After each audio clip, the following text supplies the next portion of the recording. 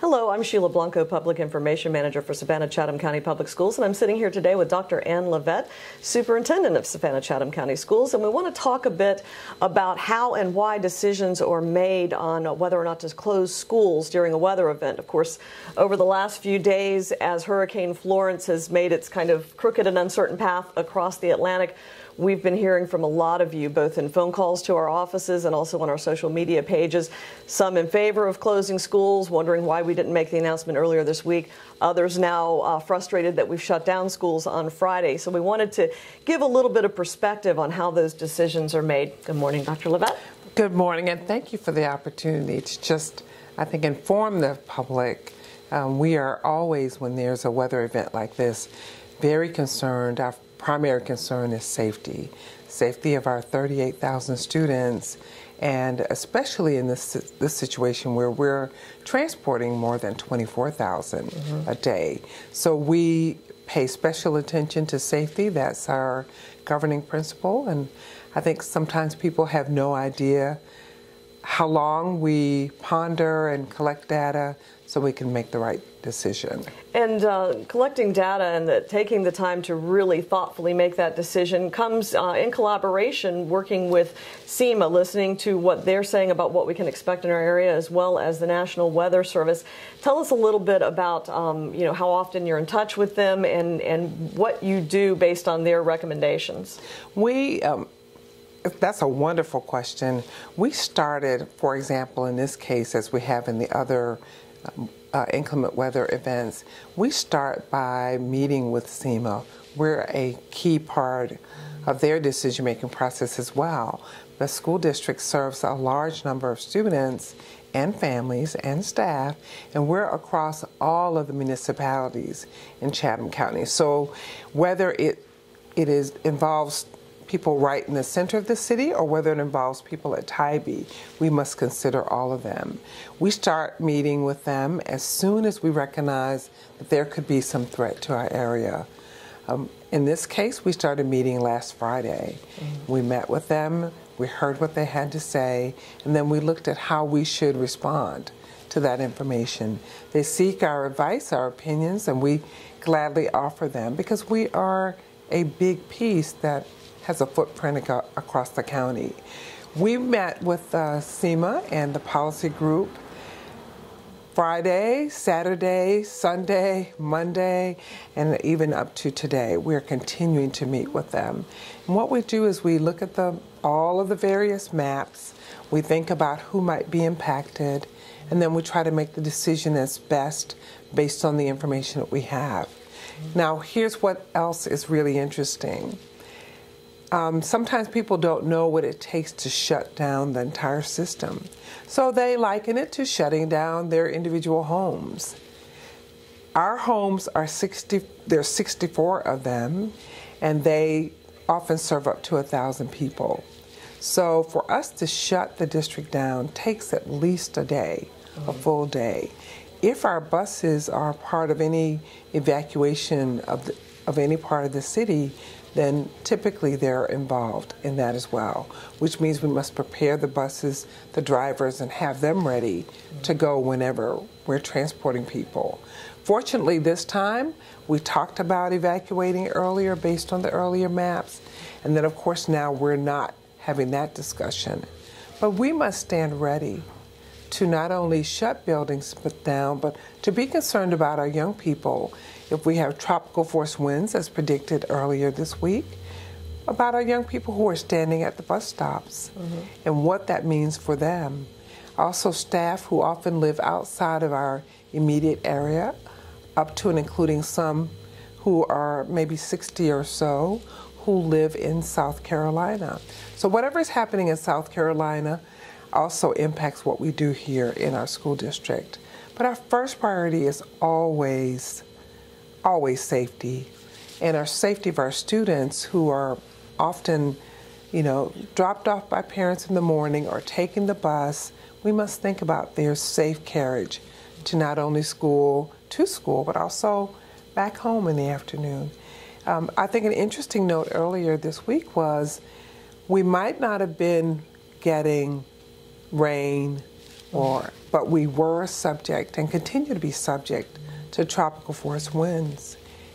If you're at a bus stop, that cannot be safe for you. And also for our bus drivers and our buses, we want to make sure that they have a safe way as well.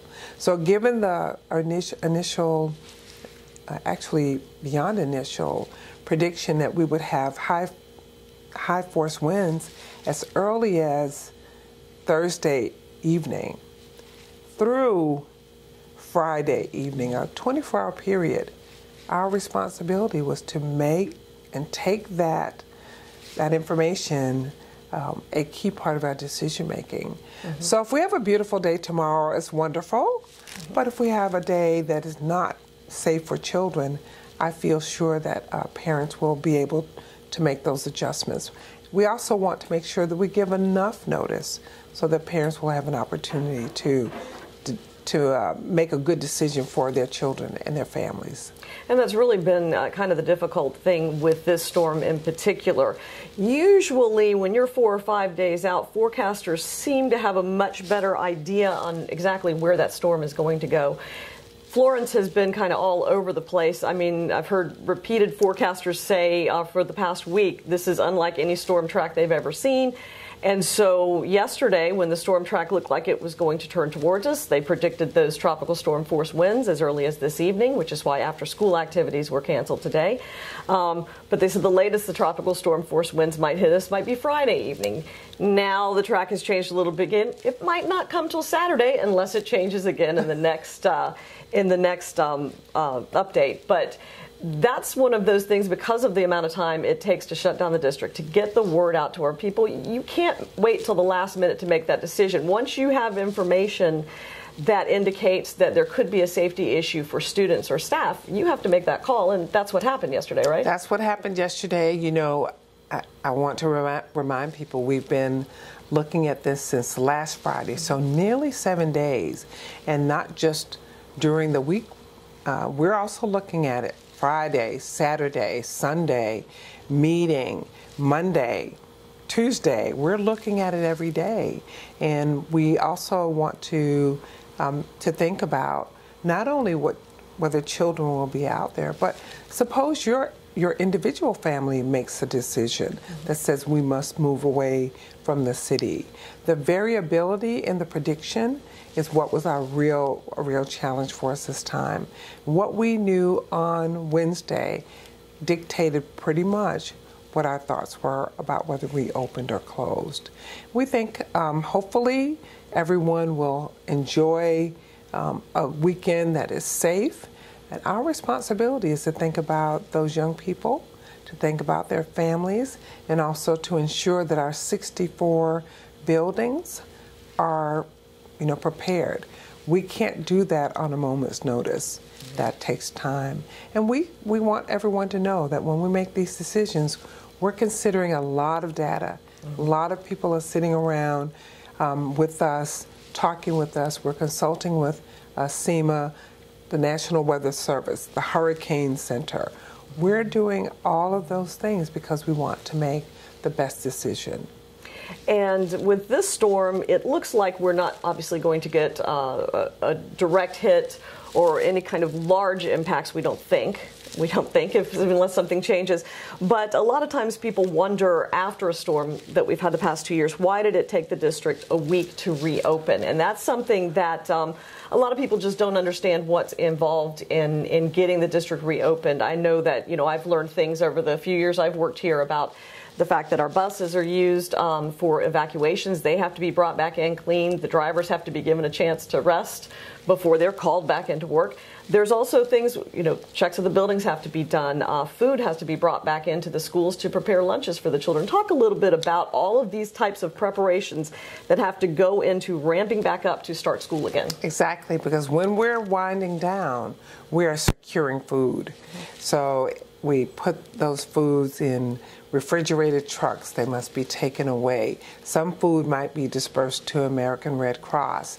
The food itself is, you're talking 55 schools where we're providing lunch and breakfast. And so we're placing food orders. We're continuing to replenish. the food component itself is just a huge undertaking. But we also have buildings in the district that are a bit older than some of the newer ones. We have HVAC issues. If you're closed for a certain amount of time, you need to test the air quality, the water quality. When you're talking 55 schools and 9 other buildings, you must do that. We do that because we want to ensure that the environment is safe. That takes time. We don't want to rush through it. We want to make sure that we are confident about it. Internet services, telephone services, all of those things must be checked. And we want to be sure you're in a building where indeed you can use your communication system. If there's been any damage at all that could be life-threatening or health-threatening, that needs to be repaired or sealed off so that we can permit our students and staff to return to the buildings. So with 64 sites, it's really important that we do that and do that well. There are often instances of debris out in the pathways to schools, parking lots.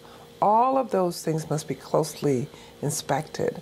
We have the support of our school maintenance staff, but we also have people that must go behind them just to make sure that we've met all the standards.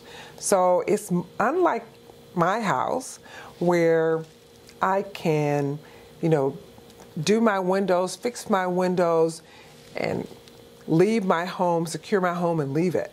I can come back. It may take me an hour, hour and a half, or maybe just a little longer just to do my home. Mm-hmm. But when you're talking about buildings that can house, in some instances, up to 1,000 people, mm-hmm. every classroom must be checked. Every restroom, every public area, they all must be checked. The water testing, the air quality testing, all of those things take time. They must go to a lab and return. And we have a great relationship with those agencies that do that testing. Mm-hmm. They try to turn it around as quickly as they can.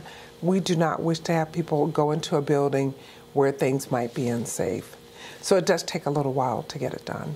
And my understanding is even though this event is not expected to be as big an event for our local area as the hurricanes the past 2 years were, we could get heavy rains over the weekend at some point, and staff will be out checking those buildings before students return. Exactly. And the areas, many of the parts of our city experience flooding. Mm-hmm. I know that there are some schools where just based on their location, you almost have to wade in to get to those areas. So we know those usual spaces, and we put a special group out to check those. We work also in conjunction with our law enforcement agencies and our other municipality workers just to make sure that we are indeed catching things that might be of concern.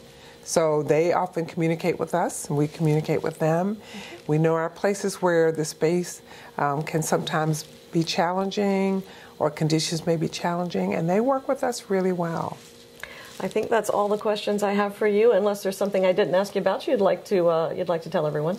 We just thank the staff and students and parents for understanding that all decisions like this are made with safety in mind. And every day we get new information which indicates that perhaps it's more of a threat or less of a threat. But at the time we make our decisions, it's based on all the available information. We understand the inconvenience sometimes caused by closing, even when the threat is more imminent than it is today. But we want people to understand safety is our first priority. And safety is, as I've said before, sometimes very inconvenient. But our responsibility is to make sure, as an agency that serves children in this community, that is our primary concern, our first priority, and we think that that is what we're charged to do. So thanks to everyone for being patient during this time period. We just hope the storm will move through and not really create a threat to our lives and those of our fellow citizens. Thank you very much, Dr. Levett, and thank you to all of you who took the time to listen. Have a good day.